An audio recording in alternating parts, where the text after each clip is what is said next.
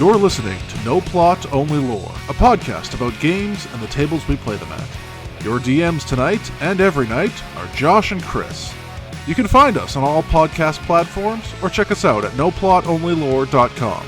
If you like what you hear today, please rate and review the show and share it with everyone you've ever met. Welcome back, everyone, to No Plot, Only Lore. This is going to be, and I say this with some reservations, but mostly factually, the nerdiest episode we've ever done. I feel like that's a big claim, Josh. It's a big claim, but we are going into the big smelly beast of the tabletop gaming world. The crack habit you didn't know you had until you pick up the first box. We are going to be talking your goddamned wallets. Oh God, brace your wallet, lock it down, freeze it in ice. We are going to start talking about Warhammer, specifically Warhammer 40k. We've wanted to talk a little bit about Games Workshop in general, because they have been real drivers of both fantasy and sci-fi lore and plot and setting, and just the general milieu of tabletop gaming for decades, even in areas that they don't primarily involve themselves in. So, and to be clear, this is going to be a Josh heavy episode because I know very, very little about Warhammer.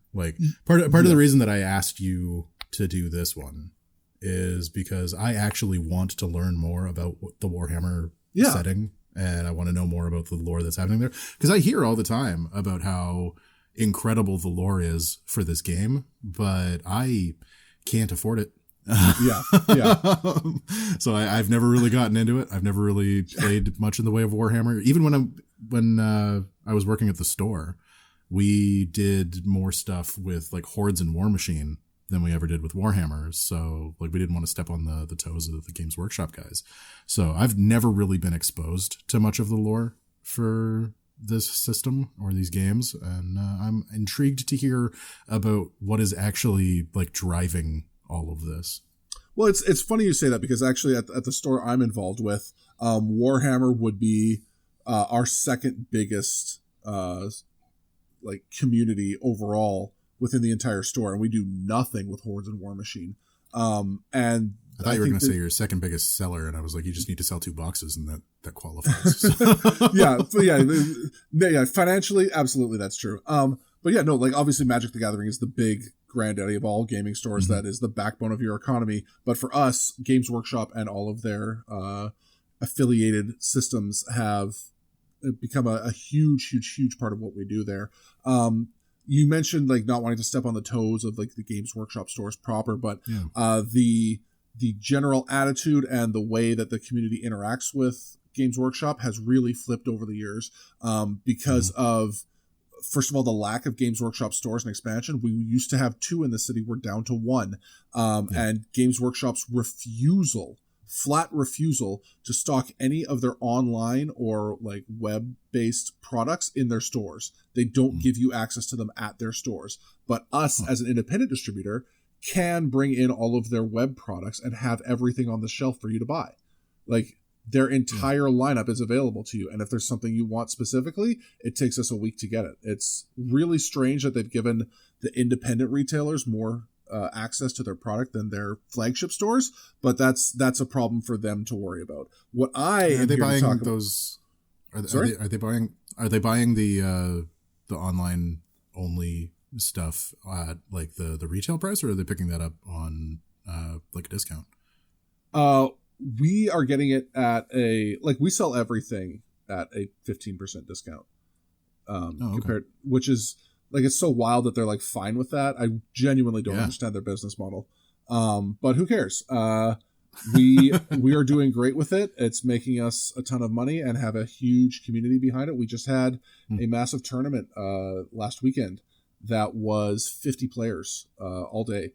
And we are hosting another regional tabletop tournament that was for Age of Sigmar. We're doing 40k in a couple of weeks here. So we're lucky that we're the store with the biggest biggest play space in town that's continuously available. You'd have to be for that many players of a game as big as Warhammer. So there are some huge events coming up in the near future here. Some some narrative events and stuff like that. But yeah, we've got a great community behind it and some really cool guys pushing it. But that's the tabletop side. That's what got me. So my baby nerd gestation happened in the early 2000s as I met my friend Ian in high school, who exposed me to tabletop wargaming. I had been a primarily video game kind of dork before, playing like your Dooms and whatever I could find as a freeware disc at the dollar store. But then I got a real job working at IGA, and all of that money got poured into plastic and pewter, much to the dismay of my parents. I bet. It's okay. I amassed 4 large armies that I then later sold off to fund my books for college, but that's how you do it. It's an investment. For sure. That's how you sell Warhammer to your parents. It's just like, I'm not just getting these tiny dolls to paint them and then pretend to fight them. I'm investing in my college fund. Yeah, they quote unquote will not lose value. But despite getting out of the game systems themselves, the universes that they created held their grip on me. Games Workshop has one of the largest supplementary publishing arms of any games manufacturer out there. The Black Library puts out book after book after book every month to expand and explore the universe. And they aren't afraid to do weird things in it. They have this motto that they've made clear to the community that whatever they publish, everything is canon, but not all of it is true. Which, it really sends home the idea of the unreliable narrator, but lets them explore ideas without fear of backlash from, lore purists or whatever. I don't want to start up old fights from previous episodes, but they should absolutely do that in Star Wars. Yeah, I completely agree. Let me quickly preface all this by saying, so Games Workshop has 2 primary settings. They have the Warhammer sort of fantasy setting in what is now the Age of Sigmar set, and then they have the Warhammer 40k, which is the sci-fi setting. They have published RPG content for both, but I am choosing not to talk about the Warhammer fantasy setting today for a couple of reasons. One, all of that setting and the world play for the books that was published is based on the Warhammer Fantasy tabletop game, which they retired a few years ago.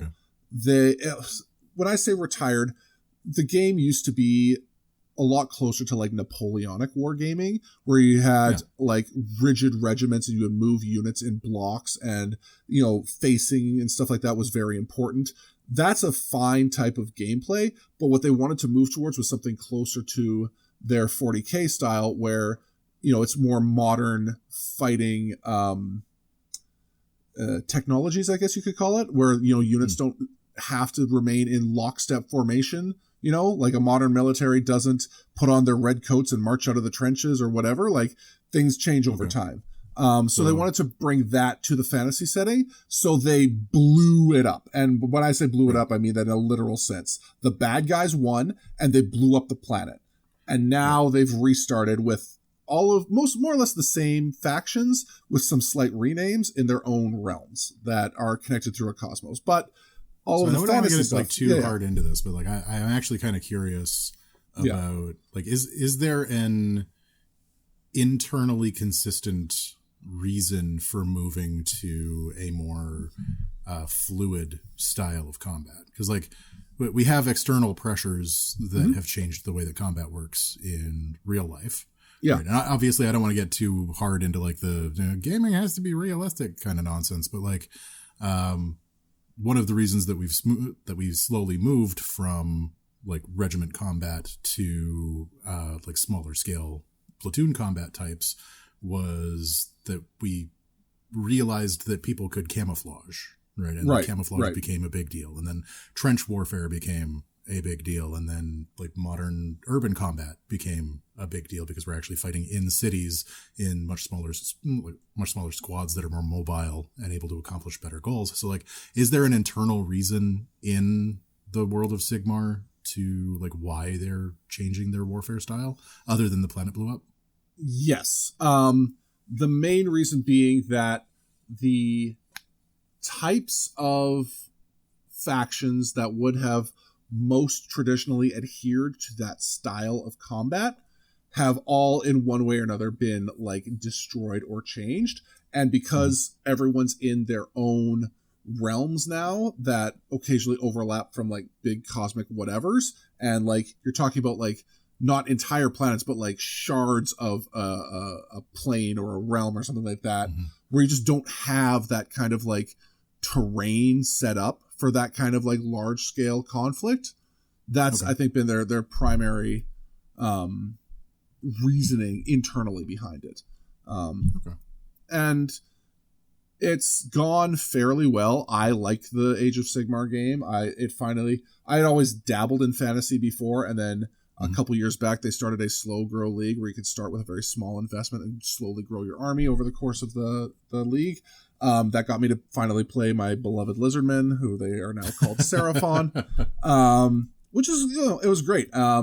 There has been such a love for the old style of game, though, that they have recently relaunched a new line that is basically just bringing back the old stuff under the Do you remember? Oh man, this is a little bit weirdly nostalgic for me. Do you remember when White Wolf did that with Vampire the Masquerade? Nope. I'd never got into vampire stuff. About it's got to be about 12 years ago now. Okay. Well, like 15 years ago, they came out with Vampire the Requiem. Okay, They came out with like this World of Darkness thing that like all of the books were working out of the same core book, and then they put out like bigger books for like each of the types of monster that you could be, and nobody liked it. Yeah. Except me, because I'm a weirdo, and I thought that it was very elegant and cool what they were doing with it, and like the game design that they chose was, I think, stronger in a lot of cases. Yeah. But I am very much in the minority, and I understand that. And if you love Vampire the Masquerade, please don't at me. But because it was so unpopular, 5 years later, they just announced that they were bringing back Vampire the Masquerade. Not like redoing Vampire the Masquerade. They were literally just bringing back the latest edition of the book and re-releasing it. Okay. And I thought that was hilarious. That's awesome. I love that there's been such a weird like path for them to like giving people what they want. They didn't release it in stores though, and that made me grumpy. But that's fair. It's neat that they're like doing both fantasy and Age of Sigmar stuff. Are those happening like in parallel? So literally they're calling this re-release The Old World, and it's meant to be like, this is the past. You're playing in the past. It doesn't exist anymore, but you're playing in the past. Yeah. Oh man, now I kind of want a war game where like you are doing a war game, like it's an actual war game, but all of the pieces are involved in a war reenactment. Yeah. That would be hilarious. Just like Frank, the like guy who has put together a suit of armor from bits and pieces, throwing down against Kevin, the mall ninja with the katana. Oh, it sounds awesome. It does. Anyways, back on track, because we got a lot to get through in an hour. I'm scared, Josh.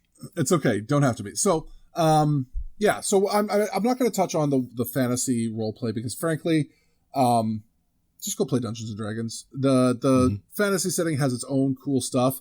If you're really deeply involved in the fantasy setting, specifically to Warhammer, it's a little like, because the cosmos and the changes have been so wild, there's just too much going on to get an easy explanation of like what the hell is going on in the fantasy setting. And frankly, a lot of it is just not unique enough to justify playing in that setting. I think there's cool things you could crib from it, but that would be like its whole own episode. So I'm going to focus on where they've focused most of their RPG efforts, and that is the Space Warhammer Marines. Roughly, yeah. The Warhammer 40k setting.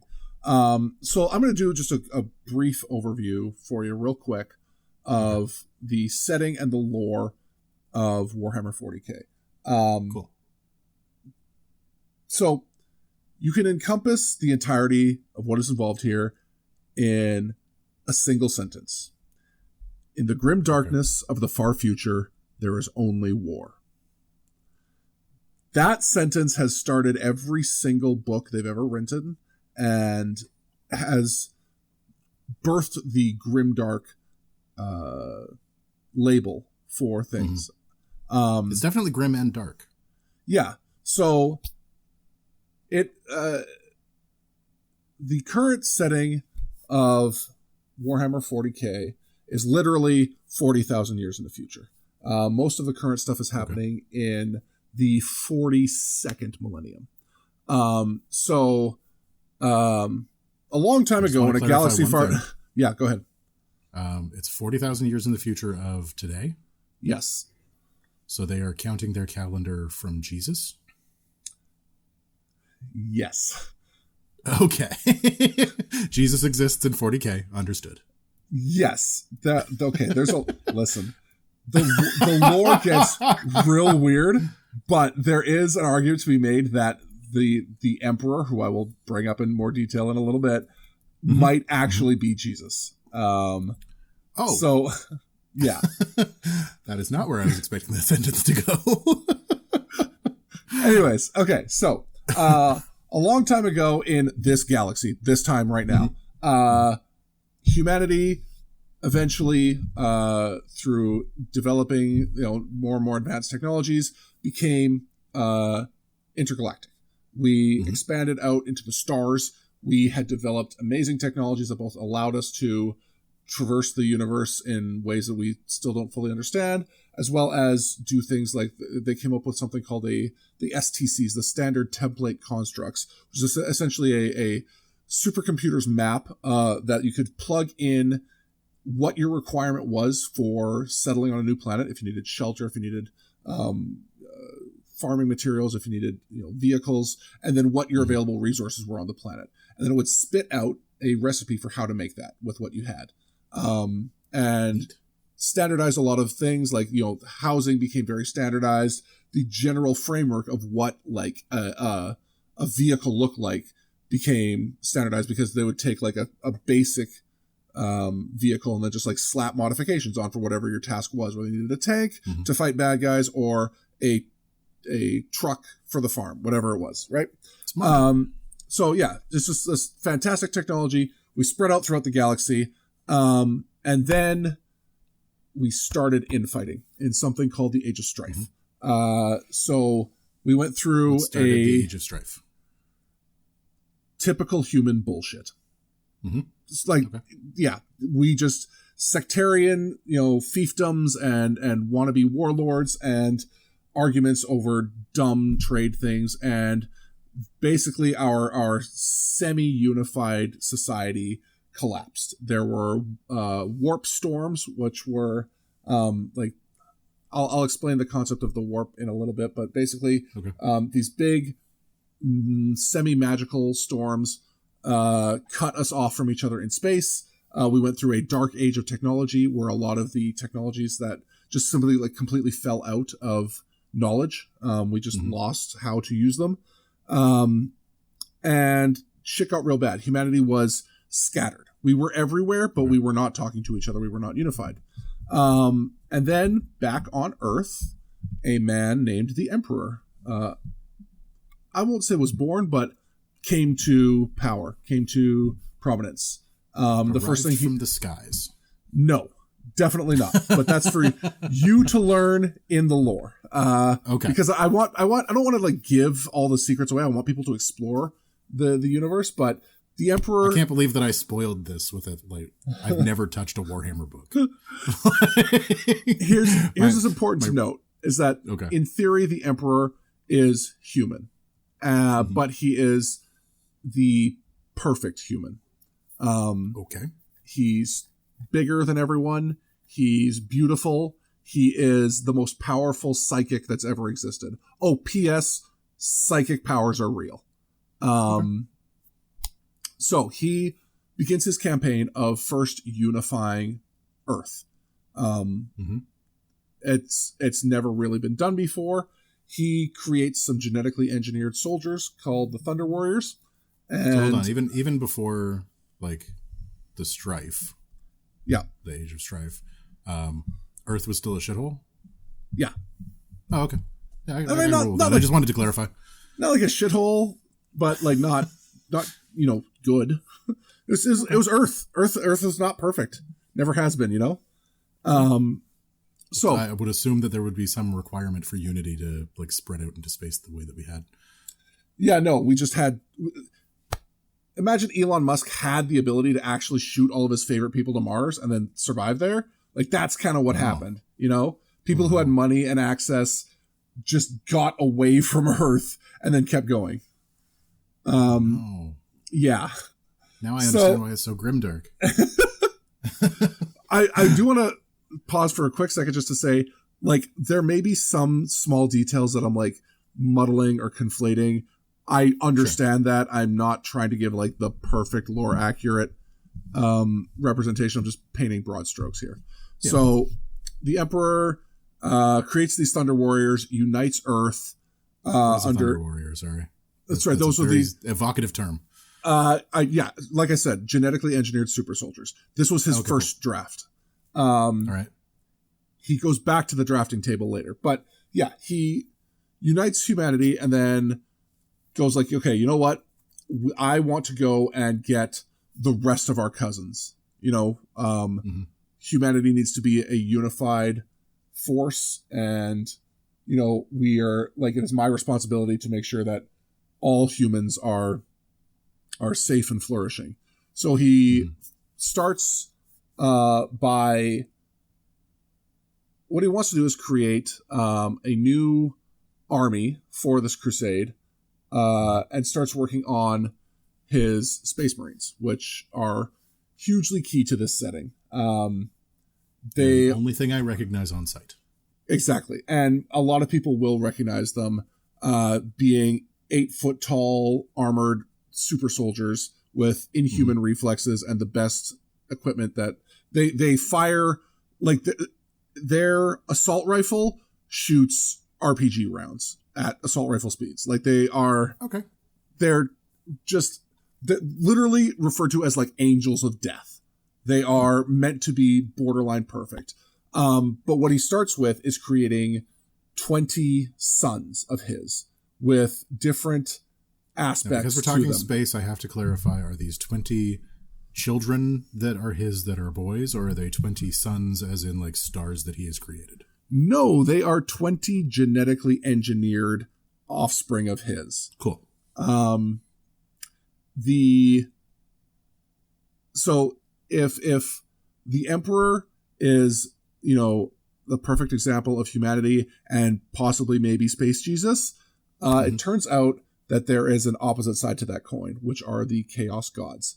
It turns out that our universe has we'll call it an alternate dimension that exists sort of underneath the fabric of reality called the Warp. And in the Warp, there are now 4 incredibly powerful Chaos Gods that are, you could almost imagine them as like different representations of aspects of like, not like the devil, but like just evil ideals, right? So you've got plural. Yeah, you've got Khorne, who is all about war and blood and all of his Khorne. Khorne, Khorne. Okay. Saying it out loud, I was not sure if you meant the vegetable or the band. Anyways, the demons that worship him and he summons are your archetypical like devils and demons from like every other fantasy setting. Red, big swords, horns, all that stuff. Then you've got Nurgle, who is the god of rot and decay and disease and everything. What's that? Nurgle's a good name. It's a great name. And so everything that worships him is, literally about plagues and like the inevitability of decay and then you've got Slanesh, who is the god of like basically the god of like excess, but like excess of experiences or like an excess of like sound or sexuality or color or like gluttony of experience. Yeah, exactly. Okay. And then finally you've got Tzeentch, the Lord of Change, and he sort of is about magic and manipulation and subterfuge and like plans within plots, within ploys, within secrets, and like mutation and like tinkering with like, oh, you thought like this was like a normal beast, well suddenly it's got like 8 mouths and 47 tentacles and things like this, right? So the 4 Chaos Lords are related in some way to the 20 children of the Emperor? No. So what happens is these 4 Chaos Gods who are like diametrically opposed to the Emperor and what he stands for, they have the ability to interfere with the real world through like cultists and anything that like empowers them through worship or summoning demons and things like that. So they wind up exerting all of their power to meddle with the Emperor's designs and cause this massive accident that shoots all of his brand new babies out into the stars. So these 20 Primarchs that he calls them, 2 of them are, we'll say they're lost forever. We don't know who they are. The records on them have been expunged. For some reason. But the other 18 are scattered out into the universe. So he then creates legions of Space Marines based on each different Primarch. So each of those Primarchs has like a genetic predisposition to a certain personality, we'll say.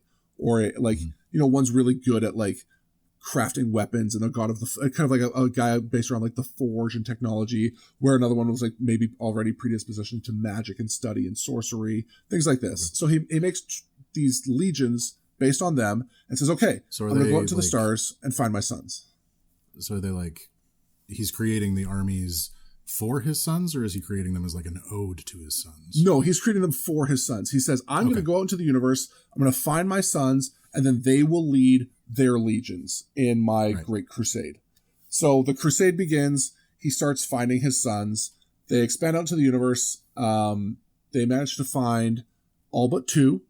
Or did they? Whatever. Long story short, 18 sons are brought back into the fold to lead their legions and then continue the work of reuniting humanity, stamping out dangerous aliens and Xenos, and stamping out chaos taint where they find it, and bringing humanity back, whether they want to or not. That is a very important point, is that we are going to reunite humanity at the barrel of a gun if we have to. When we show up and we say you are rejoining the Imperium, it is not a request. It is a statement. So the first draft of the Space Marines, what were they called again? The Thunder Warriors. Right. And are we meant to draw a direct line to Stormtroopers? Is that a meaningful distinction there? Maybe. Except he killed them all. Well, yeah, it's just like that. The Emperor sounds like a real Hitler Jesus. Out of all of the Jesuses, he seems like the most Hitler. That being said, he is very, very, very, very, very adamant that he is not Jesus. That there is no chaos. There are no, gods are not real. Everything is empirical and science based. There's no gods out there, dude. No matter the magical things that me and my sons can do, there are no gods. We're just people. We're the best people, but we're people. So he might be Jesus Hitler, but he might just be Hitler. Is that what I'm supposed to be getting from this? Okay, maybe. Cool. As long as I'm on the right page. Like I'm feeling like there's a lot of tyranny happening. So there's a very, very, very strong, we'll call it tyrannical undercurrent to the Imperium as a whole. Okay. Which dovetails into the conflict that basically kickstarts the whole setting. So the Emperor leads the crusade himself for a long time, and then says, you know what? I'm just about done. We're very close. I'm going to appoint my favorite son, Horus, as War Master. He will continue the Great Crusade for me, which is almost done. And then I'm going to go home and I'm going to work on a super secret cool special project that will really benefit humanity forever. Neat. Some jealousy is caused when Horus is put in place, but not a lot, because most of the guys do realize, yeah, he should be leading it. He is the best leader that we have amongst us. He really is second to the Emperor. It isn't just like bowing to the Emperor's will, like the Emperor said this, so it has to be true. Correct. No, like the Primarchs think independently. They are not. Okay. They are not completely like enamored with their father. Right. They have a variety of conflicting feelings about their father. In fact, some view him as like a perfect example of how we should formulate a society and a borderline savior. But like one son. So every time he showed up to a planet to find his sons, they would be in a variety of weird situations, but they had always become exceptional on that planet because of who they were. One son was part of a group that wound up becoming slave gladiators. But he led a revolt against the oppressive powers on the planet, but they were losing. They were doing a lot of damage, but they were going to lose. He was fine to die with his brothers and sisters in that big final event. And then the Emperor pulled him out of it. And he's basically never forgiven him for it. He is racked with guilt over abandoning the people that he was leading, and anger, and there's a lot of other things going on, but like not every Primarch is super in love with the Emperor. They're following at varying degrees of engagement. Right. When they got shot off into space, you indicated that they were babies, and I wasn't sure if that was hyperbole. Nope, they were literal babies. Okay. Literal babies who... So they've lived entire lives. Yeah, yeah. Okay. But they would like land on a planet sometimes, and like one landed in the middle of an active volcano, but like clawed his way out of it. Right? Like yeah. Like a baby does, That's how you tell whether or not the baby is right. If it can't claw its own way out of the volcano, like just put it back for a couple months. Yeah. So these guys have lived full-blown lives with like adoptive families or no families, or like some have been in jail and some have been, like I said, a gladiator, or living in the wilds alone on a planet full of horrific monsters, or growing up as part of the nobility on a planet that's like well established and functional. They have a variety of experiences, but one of them gets a little bit of a weird influence from his stepdad and secretly begins venerating the Emperor as a god, saying he's being modest. He really is Space Jesus, and we should worship him because he is God. The Emperor finds out and is pissed, and bitch slaps him in front of everyone, essentially. He is chastised in a public, humiliating way, and that becomes a catalyst for that person to start looking elsewhere for a god, and becomes corrupted by chaos, and winds up conspiring through some plans to corrupt Horus. Horus is eventually fully corrupted and turns on the Emperor.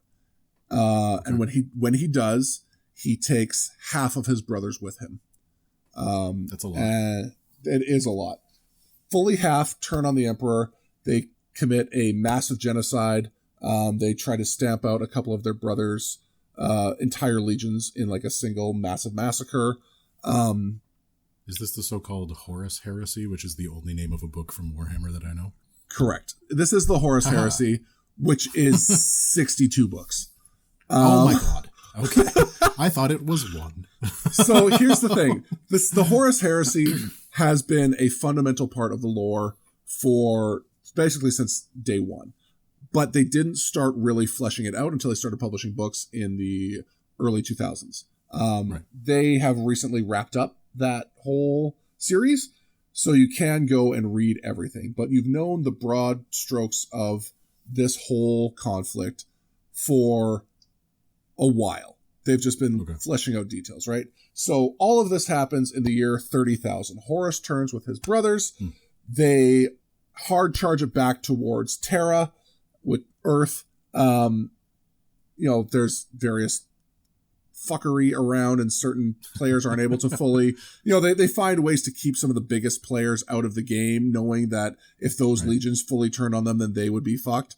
They make it all the way back to the palace. They put the palace at Terra under siege. And TLDR, some shit happens and the Emperor and Horus fight in a one-on-one battle. Which I'm assuming the Emperor wins because he's a perfect human. Well, kind of.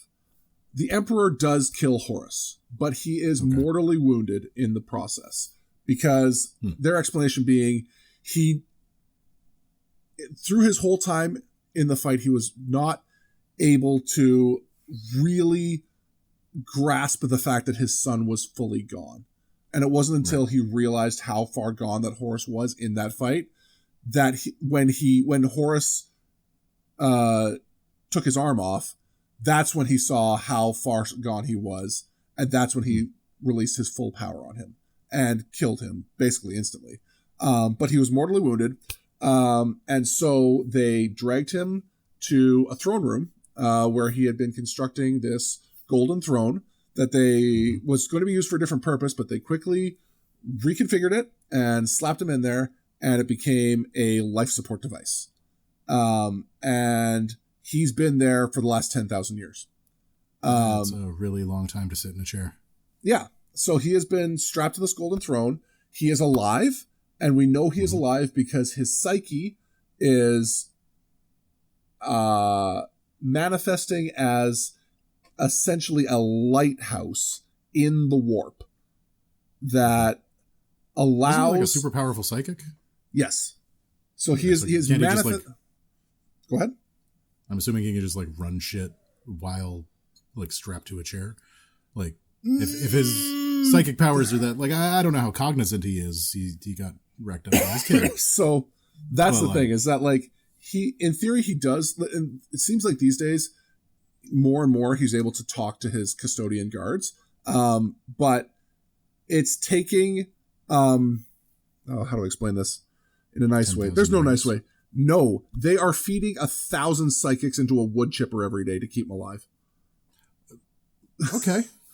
He is consuming the souls of 1,000 psychics every single day just to be able to keep the light on in the warp, because without it, humanity would not. So we developed a technology that allows us to essentially like skim on the surface of the warp to travel faster than light speeds. But the warp is a weird, scary place that is not, it's not a direct correlation to what's out there. And we sort of have to like fold space, and you can get lost in the warp. But the Emperor himself provides that stability that you can use as a way to navigate through the warp. It can only be done by certain special people with a third eye, but that's the only thing that keeps us from being able to actually use it, and not just having ships dipping into the warp and then showing up wherever the hell. Right? Okay. And so, where do the spice worms come into that?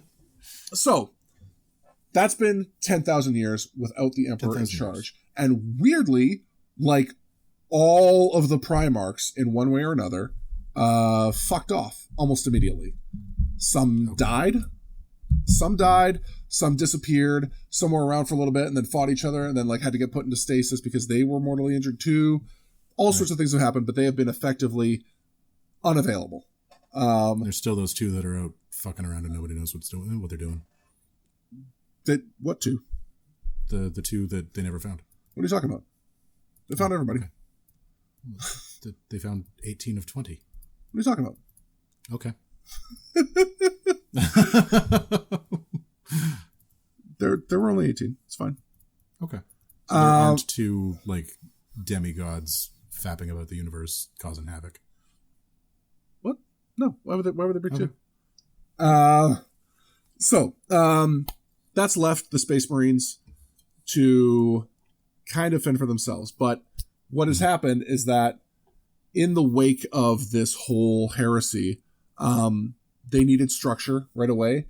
And without the Primarchs to sort of reinforce the structure that the Emperor wanted, a new religion has popped up. And I'm sure the Emperor loves that. Well, he's at the top of it, whether he wants to be or not. I thought that was the whole thing that he got mad about that one time. Yeah, that was his whole deal, was no gods. And they're like, nah, okay, but one god maybe? And he's too out of it to complain. So all these British guys who made this stuff were like, hey, you know who like super duper does religion well? It's the Catholic Church. And so everything is like a more or less a 1-to-1 analogy of Catholicism. They have cardinals. They have like the ecclesiarchy. So in universe, English morphed over time and basically like resurrected parts of Latin and became what they call Gothic. But when you're looking, yeah, and Gothic is how everything looks. So, yeah. I was with you so far, and then you got to naming an entire language Gothic, and I was like, that's the shark has been jumped. It's got two variants. It's got High Gothic and Low Gothic. So, what about like Industrial Gothic? Is there?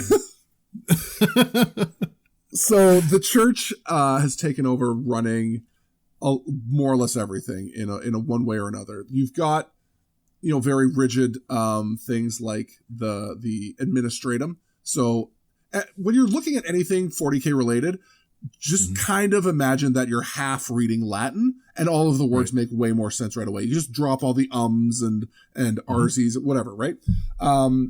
So you've got the administration, overseen by the High Lords of Terra, who are located on Earth and are trying to run an entire galaxy worth of planets, but their actual control quickly diminishes the further you get away from Terra. And then everyone else is just kind of trying to survive. But all that humanity is doing is feeding all of their resources, including people, into like a military industrial complex, the likes of which we've never seen before. Because everything else in the galaxy wants to kill us, with like one exception. How many other things are in the galaxy? Like, so there's so many things in the galaxy. So, good. I'll give you a quick rundown of like the major players. Quick distinction. In the setting. You were saying that we were intergalactic. So is it galaxy or galaxies? Sorry, you're right. We're gonna say galaxy, because galaxies are later as a splat book. Galaxies exist and things have come from other galaxies to mess with us. But we're pretty sure some of us went out, but we haven't reunited with them yet. Okay. So who's in the galaxy? There's humanity, who have a bunch of different factions. You've got, the everyday dudes and their armies that are just like the regular army. And then you've got the Space Marines, who are like genetically engineered super soldiers who are, in theory, trying to like both be an example to us and protector of us, and in some cases like lead us, but they can't do that anymore because are they still all factioned off, like for which of their princes they were following? Yeah. So okay. So here's what happened. Initially, there was only like the 18 legions. And then after the heresy happened, when Horus turned on everyone, once the dust kind of settled, everyone's favorite good guy exemplar, Robute Gilliman, the leader of the Ultramarines, was like... Sorry, his name is Robut? Robute. Or to some people pronounce it Robute, Robute. I have pronounced it Robute since I was 16, and I'm not going to change. Fight me. So the ongoing meme on the internet is how wrong can you make his name? Rowboat Girly Man is the leader of the Ultramarines. And Rowboat was like, first of all, I got to write a book to tell you guys how to run your shit because everyone's doing things differently, and I don't like it. So he is, first of all, he is Chief A1 Captain Autism. This guy has rules and laws and ledgers and order for everything. Turns out that actually really works well when you're doing administration of a huge quasi-empire like he is. But he looks at the legions and says, hey, so the reason this happened is because too many soldiers were under the authority of too few people. So now I'm going to break up all of your legions into chapters. And a chapter is going to be 1,000 guys. That's it. Now there's hundreds of them. They all still have like a connection to their favorite Primarch because that's Big Daddy in the sky for them. But they are independent. So you'll have like the core original legion of, let's say, the Blood Angels, but now there's also like Who named them that? I believe their Primarch Sanguinius named them that. Sanguinius. Yeah, they have a real strong blood theme. Angels. They are all vampires who might be going insane. And by might be, they definitely are going insane and they have to fight it every day and drink blood. Anyways, so underneath the Blood Angels, this isn't going to get better. They have the Flesh Terrors or...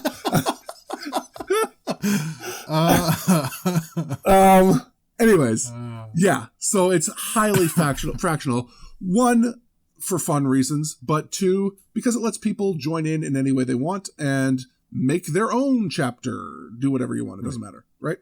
So anyways, that's more or less humanity in a nutshell. We'll come back to them when we talk about the role-playing. What is humanity contending with in the universe? So we have orcs. Right. Just orcs. Space orcs. It's orcs. Okay. It's orcs. Okay. It's orcs. It's orcs. Sometimes you just need an orc. Fun twist on the orcs. How do you think the orcs got spacefaring? They threw very, very big rocks that had other orcs in them. Yeah, Yep. Okay. Yep. Yeah. So it turns out how I figured orcs, Klingons worked. Like, it turns out the orcs are a latently psychic species. Neat. Some of them understand that they are, and they become weird boys. But orcs as a people, if they all believe something hard enough, can make it true. So it's true for humanity too, though. So you never see a purple orc because purple orcs are invisible. Right. And if you paint your car red, it goes faster. It does. Yeah. So, and if you give it a racing stripe, it goes even faster than that, like a black racing stripe on a red car. Uncatchable. So all orc technology is based on that. They can point a hunk of metal at you and yell bang, and a bullet will hit you. Yeah, orcs are hilarious. Also, like, as a species, soccer hooligans. That right. is orcs. You've got... Are there factions of orcs, or is it just like orcs? There are factions of orcs. Okay. But it's not worth going over them in detail, because what often happens is orcs will self-unify into something called a Wa, which is a Wah! So orc seniority is based on size and aggressiveness. Right. And if you can punch your way to the top, you are now in charge.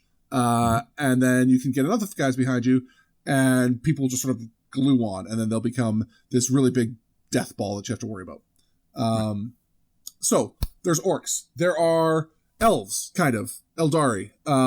They have been around for longer than humans, and of course we are ugly monkeys in their eyes. They also have the brightest burning souls in the warp, and oh boy howdy, they may have kind of Murder Dance fucked their way into creating that fourth Chaos God. Oops. Right. Oopsies. So you mentioned souls earlier. Souls are canonically a thing. They have massive souls are value. super duper real, and you can trap them in a stone if you need to, if you're an Eldar, to keep them from going into the warp when you die, because then they're just going to get eaten by the god they accidentally made by being too murder death fucky. And then there's also the elves that embrace that. They're the bad guy elves. The Dark Eldar. The other elves weren't the bad guy elves? Nope. I thought everything was a bad guy to humans. Well, so that's not entirely true. There are some elves who are like, boy howdy, chaos is the real threat. Maybe we should let these dumb monkeys help us out once in a while. And then there are the elves that are like, boy howdy, do I love that chaos. There are a couple of other factions out there that aren't like always actively trying to murder humanity. The Tau being the biggest one. The Tau were one of the newest additions to the line, and that's what got me into the game in 2003 was their release, because it was all mecha suits and communism. I'm down with socialist space elves. Let's go. They are blue fish in mecha suits who believe in the greater good and are just trying to make sure everyone follows the same greater good. But they absorb other species into their empire. They have let humans join. They aren't actively trying to fight people because they don't realize how dangerous the world is, because they are not connected to the warp. So they're not psychic at all.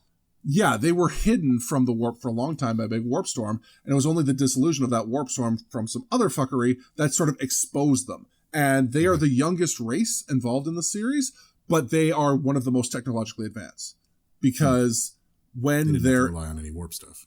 Well, there's no warp stuff, and their ethereals came and united everyone. And it turns out when you get a bunch of people going in the same direction with the same purpose, you can get a lot accomplished in a really short amount of time. So they're kind of the good guys of the setting. I wouldn't so much say, and they've fiddled with that a little recently, but they are kind of the naive bright-eyed kids on the block. So you've got elves, you've got orcs, you've got Tau, you've got Tyranids, who are just the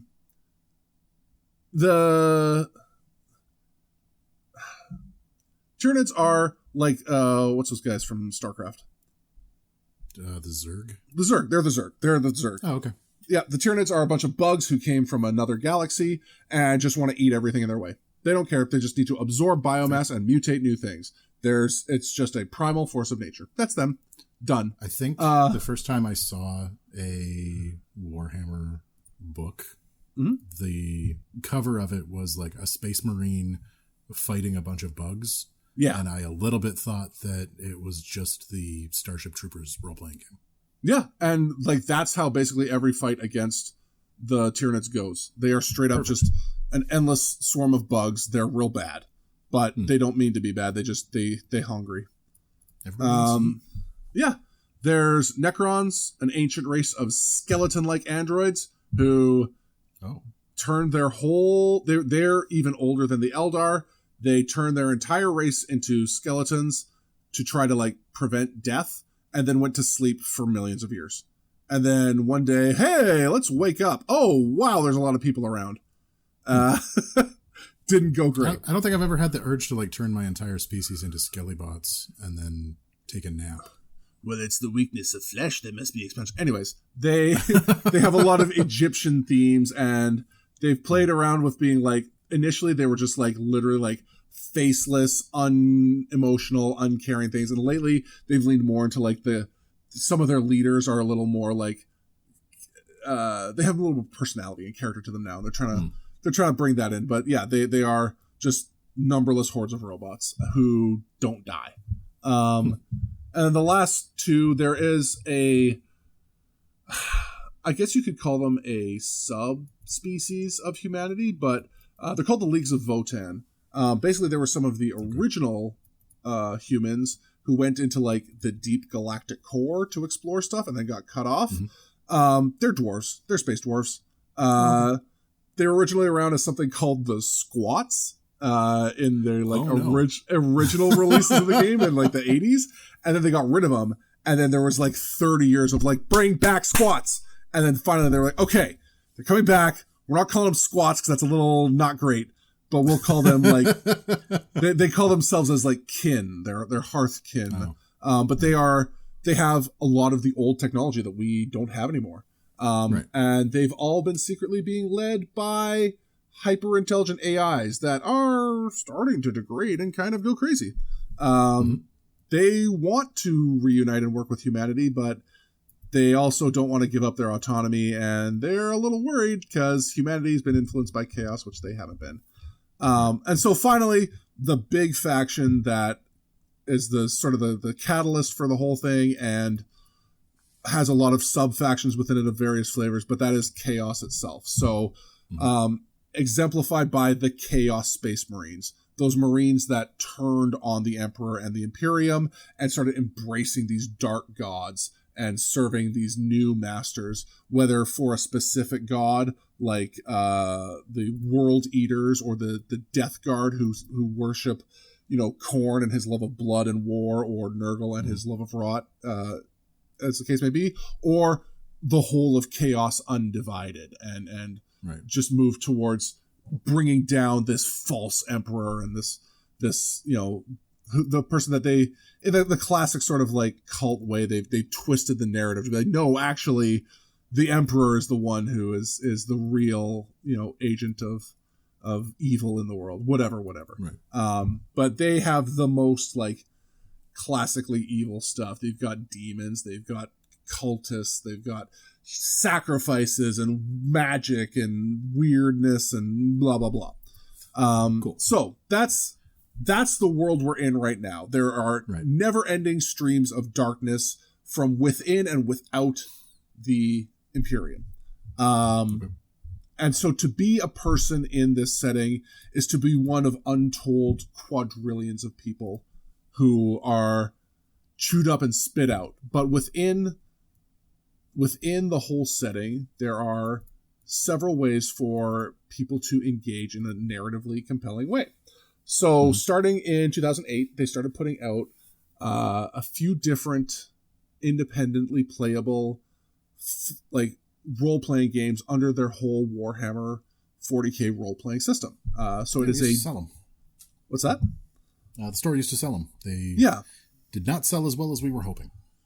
Which is unfortunate, and part of the problem is it takes someone who really knows and understands the setting and the lore as a DM to really create the world that they live in.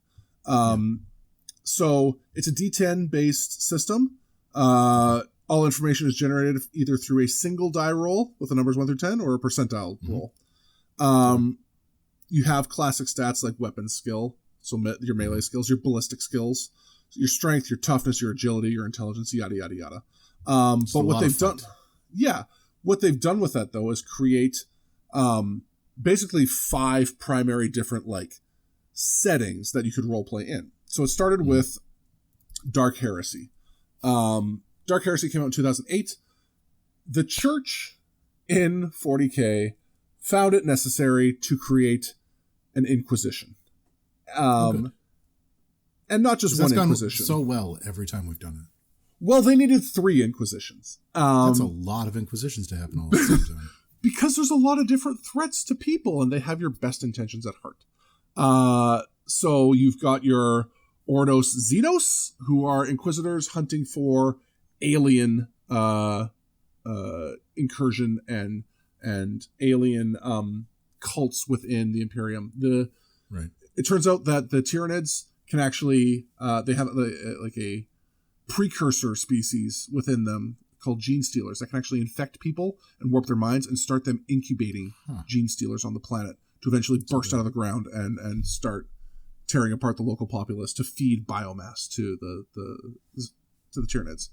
Snatchers, Zergs. Yeah. Then you've got the Ordos Hereticus, the inspiration for all of my gamer tags for the last 30 years. So the Ordos Hereticus, if you learn how to read fantasy writing from 40k, they are hunting heretics. They're hunting witches. Right. They're hunting the unbelievers and the cults that are, spreading chaos through undermining the authority of the church and the divinity of the emperor. And then finally, you have the Ordo Malleus. Malleus being Hammer. They are hunting demons full time. They have their own specialized chapter of Space Marines, the Grey Knights, who get extra special cool anti-demon armor and training to resist the powers of chaos and run around stamping out the scariest demons you can think of as soon as they can. They are super soldiers. But that is their job. So the Inquisition is structured to have independent agents called Inquisitors. And the Inquisitors are given a lot of autonomy and authority by the church and the governing bodies to assemble retinues of agents of various types in order to work, like the traditional ideal of Inquisitor. They're working a lot in the shadows to uncover. They're like a detective, right? They're tracking down leads to root out chaos or aliens or whatever corruption is in the Imperium. So the first game was about playing one of these agents of an Inquisitor. These are all separate games? Like, yes. Is there crossover? Like, can I play characters from one in another? Kind of. Because there are some areas where they just straight up crossover, but it's all using the same system. So there's ways to make it happen. So you start off, that was the first game, was Agents of the Inquisition. You can be a weird death cultist who serves the Emperor, or you can be an ex-cop who's been pulled into service. A lot of this is based around the kind of stuff that was written about in Dan Abnett's Eisenhorn trilogy, where he really actually does take a lot of time talking about the kind of weird people that he would need to find himself surrounded by. Something like a psychic null who is invisible in the warp and actually has a blunting effect on psychic powers. You've talked a lot about how much you love Dan Abnett's books. Yeah.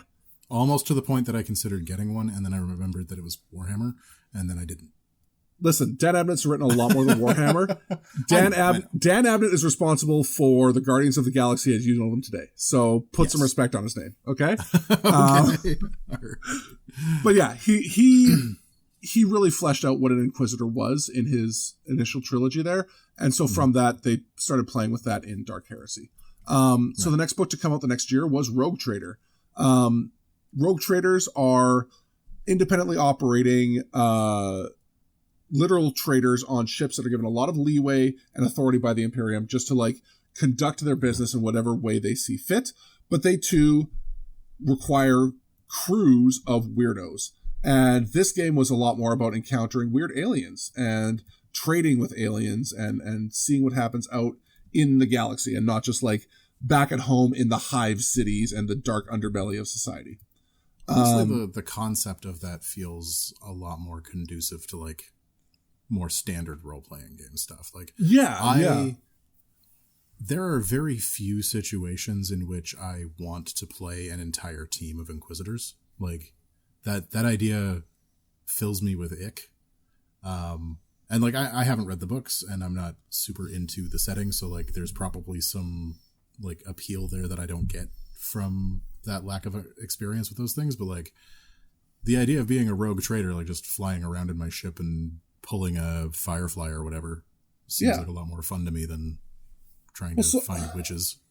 So in Dark Heresy, you weren't necessarily playing an Inquisitor themselves. You might be an aspirational Inquisitor, like an interrogator or something like that. But what you more often played were hyper specialized people within his crew who have a specific thing that they're good at and get sent on jobs to do that. But you were playing a lot of I'd almost compare it to a detective novel. Right. And then this is more about Rogue Trader was more about exploring and encountering weird aliens and stuff like that. And then in 2010 they put out Death Watch. So the next 3 books they put out were a much more martially focused series of publications that were closer to skirmish-sized war games in some ways. That might not be, but it was a lot more combat-oriented, where it was hey, let's go, in a way that a one-shot can kind of be combat-oriented, you've got a mission, we're just going to go do the mission, but they're less connected, if that makes sense. Well, the Death Watch was the Space Marines, right? Yeah, so yeah, in Death Watch you are playing Loyalist Space Marines. The thing about the Death Watch is they operate under the Ordo Xenos, so it ties back to the Inquisition. But they are all pulled from different chapters. They're not there. There is no Death Watch chapter. You could just get seconded to the Death Watch from whatever Loyalist chapter you're from. So that's where they got a bit of the different flavor. Like, hey, my chapter super loves fire and flamers and is really nice to kids. And my chapter secretly drinks blood because we are trying to keep away the crazies. But at the end of the day, we got to go hunt some aliens because there's some mean aliens in here. Still vampires, but aliens are scarier. Still vampires, but yeah. Speaking of scarier, the next book to come out, Black Crusade, said, hey, that was cool. What if you played the bad guys? Right.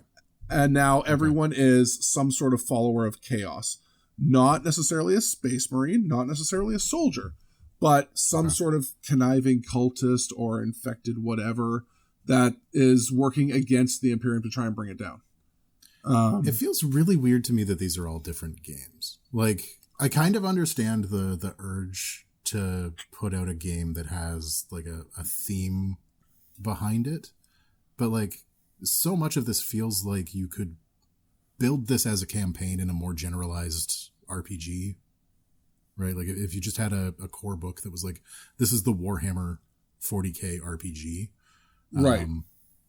You don't necessarily have to like drill down as far as these have all gone, and I find that a little awkward as like a publishing choice. So I think what they wanted to avoid, well, first of all, these 5 were developed by Fantasy Flight, which may tell you everything you need to know about their design sensibilities. Yep. But they really wanted to avoid becoming GURPS. To be clear, like 2000s Fantasy Flight, not current Fantasy Flight. Like correct. They have a bit of a different design aesthetic. Yeah. Now. Yeah. So they didn't want to become a like generic platform that they would just perpetually release new source books for. I think that would be cool as a person who loves that setting, but I can see why they didn't want to like tie themselves to it forever. See, because I kind of feel like, and it's weird that I'm going back to Vampire on this, but like when World of Darkness came out, one of the cool things that they did with that, and one of the things that I really appreciated about the design, was that in order to play World of Darkness, you just needed one book, right? Like it was just the rule book, and it was a very slim book. Like it wasn't a hefty tome or anything. The hefty tomes were left for all the factions. Yeah. Right. So like you have the World of Darkness book, and then you also pick up the Vampire book, which is like 3 times as big as the World of Darkness book. Right. And that's how you play Vampire. And then you can also pick up the Werewolf book, and you can also pick up the Fairies book and the Mummies book and whatever book you picked up. And I feel like that could have lent itself better to what they were trying to achieve here, where you just like, you put out the rule book, and then you put out, this is the book about each of the Inquisitions. Yeah. Right. Instead of making it like separate games. I think what they were trying to do was really define the type of story that you were going to tell within these different settings. Because like the overall setting is literally infinite.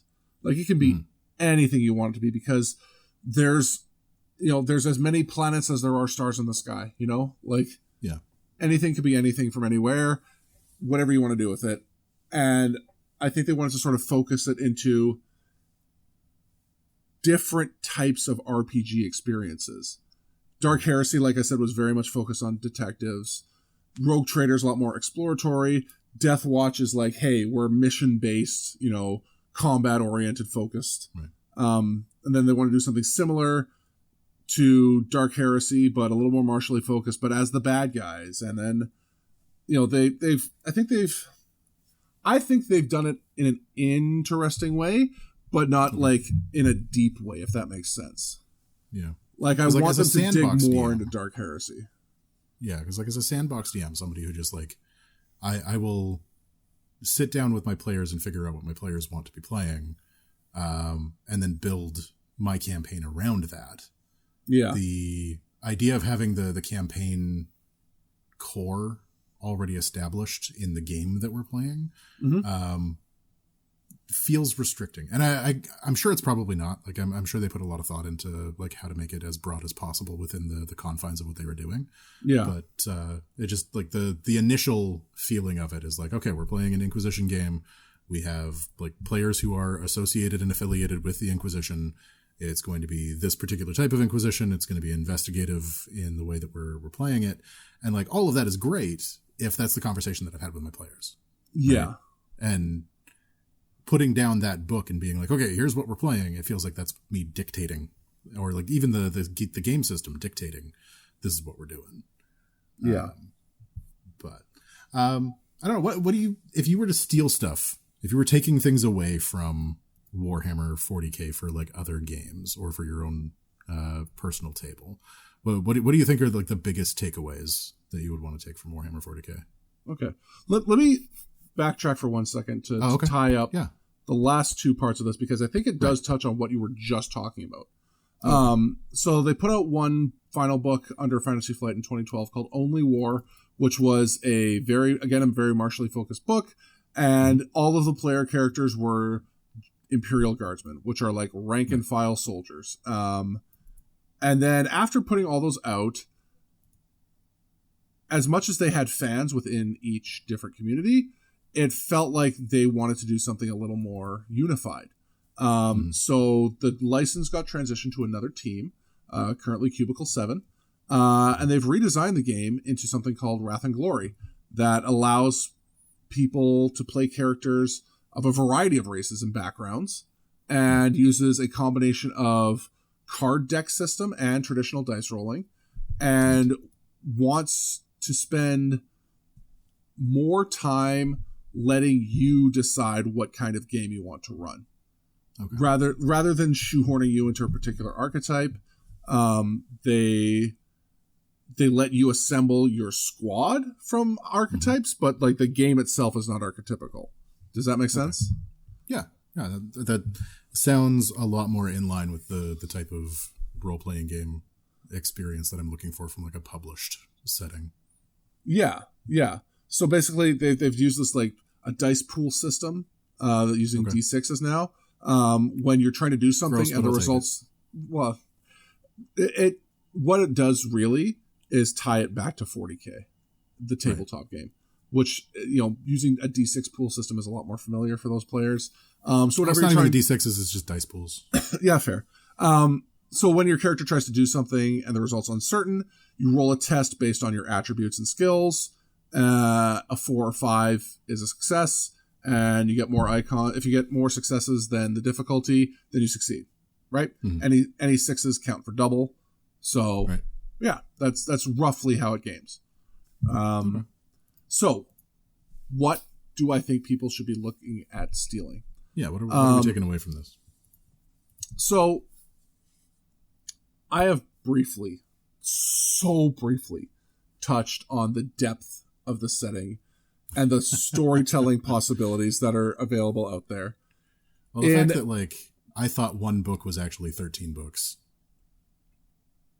I thought 13 books was one book. Right. Like, that's the depth of that we're looking at, right? Like, sorry, you thought 62 books was one book? However many fucking books are in the Horus Heresy. The final book is 3 books. Like, it's very stupid. Oh my god. Okay. But there's so much. It's that I understand why they did that. They need that big final fight to be huge, right? It's the Avengers 2-parter. Yeah. That's exactly what it is. So the setting itself is something that I think people can, regardless of what role-playing system they choose to use, can basically just like steal whole cloth. There's everything you want in a good setting. A variety of interesting and sometimes sympathetic bad guys, space communists, and space like fascists who are the good guys.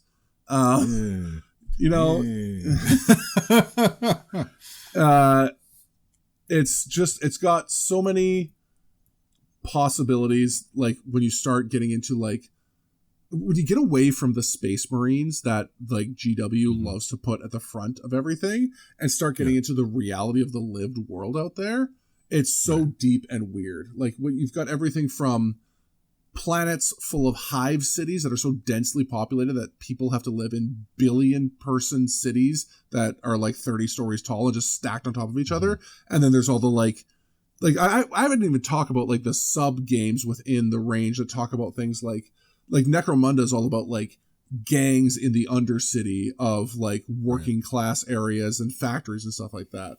Then you've got like Agro Worlds, whose only purpose is to farm as much as possible on the surface of the planet to feed food into the rest of the Imperium. You know, you've got stories to be told from because, you know, conscription is a real thing. Every planet is obligated to tithe to the Imperium in some way, whether their resource is weapons, ammunition, food, or people.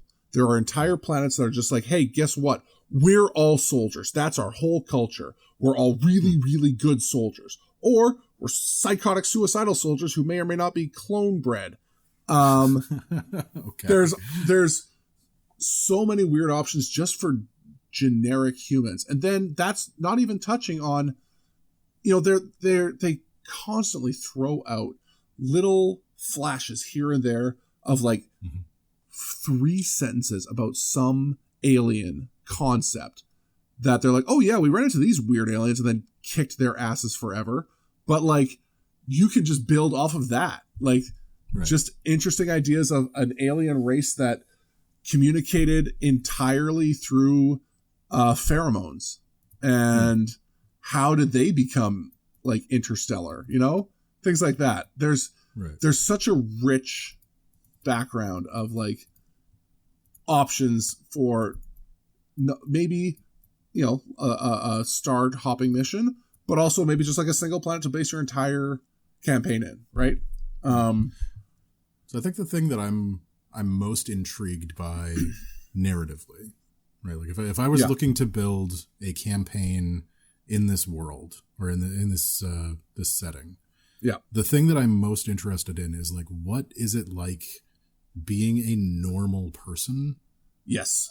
In this universe. Yeah. Because like, obviously not a lot of fun if you are like the victim of a like space marine on a bad day.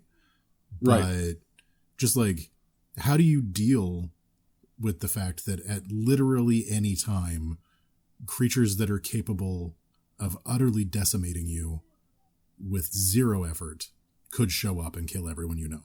Yeah. Right. Yeah. Like how do you live in a day-to-day living in an imperial city or living on one of those agro worlds, right? Like if you're just a random ass farmer, you are only tangentially aware of the horrors of the universe, but you know they're out there. Yep. And you pray to the Emperor every day that his angels keep them away from you. That would be such a fun little like twist game to play. Like do like a peasant game where you're doing just like, we gotta go deal with some foxes what are stealing the chickens, and then like slowly over the course of a couple of sessions turn it into, you're actually kidnapped and in space now. You random hick from the sticks. Like just going off of your idea there, like you could do a whole campaign that starts with like, oh boy, there's a fox that's getting in the hen house. I found it and killed the fox. It's got 3 eyes. Oh shit. Oh shit. Oh shit. Oh shit. Mutation is real bad. That means there might be chaos somewhere. Do I hide this? Do I report it? Do I try to find the source of it myself and report that? But like as a regular person, I mean, you could do longer campaigns or you could do something relatively short like, okay, they need to make more Space Marines, right? How do they do that? Yep. Well, the planets that each different chapter is based on recruit from the local population. So, guess what? One day, you and your friends are out playing kickball, and a Space Marine shows up, and he's like, you 6 are coming with me. You're going to run through some trials. They're probably going to kill most of you. But if you live, you get to be me. Hey, kids, you like armor? Yeah, exactly. You could do, I was living my life on this agro world, just a peaceful farmer, and one day that mushroom was a little too green and started to grow an arm. Because unfortunate. Because Orcs are mushrooms. Ruins the flavor. Yeah. Yeah, turns out orcs grow through spores. Anyways, whole other problem. Yeah, are you just a guy who gets behind on some gambling debts and is pulled into an Underhive gang in Necromunda and is now trying to navigate that world? You know, did you grow up always feeling alienated from people and they would react weirdly and not want to be around you? And then one day you get pulled aside by an agent of an Inquisitor who says, I'm stealing you right now before the black ships come. You are a psychic null and I need to use you. Right. And suddenly your life starts to make more sense. Yeah, there's just even like, and how there's a few great stories that were written around the idea of just how powerful a Space Marine is and how that affects regular people. There was a planet that had a problem. They knew some aliens were coming. They were a feudal society that had statues built of Space Marines and knew that the Emperor was somewhere out there protecting them. And they decided it was desperate enough that they were going to perform the sacred litanies that they knew to operate the distress beacon, essentially. That they would pray to their angels for hope, in the hope that they would come to save them. And the angels heard them and they responded, and they sent one guy. I mean, that's probably more than enough for whatever you're dealing with. But that's exactly it. You thought they were going to send a whole host of people. They sent one guy, and then he moved at a speed you didn't know something that large could move. And that's not even touching on all the weird technology stuff out there, because it turns out that technology is also a religious cult. And we don't actually know how half our technology works, and we perform litanies and rituals and rites of consecration with blessings and unguents and prayers to the machine god to make our technology work. And that's whole planets work like that. Yeah, it's a super cool setting. If you want to start diving into like more sci-fi based stuff that has an infinite number of ideas that may fall in line with traditional Warhammer stuff. And there's also just weirdo people doing weirdo stuff that, you know, GW's like, it's maybe not main cast kind of worthy, but we think it's worth talking about. Yeah. And if you like it, then you might be able to empty your entire bank account in an afternoon. It'll take a lot less than an afternoon.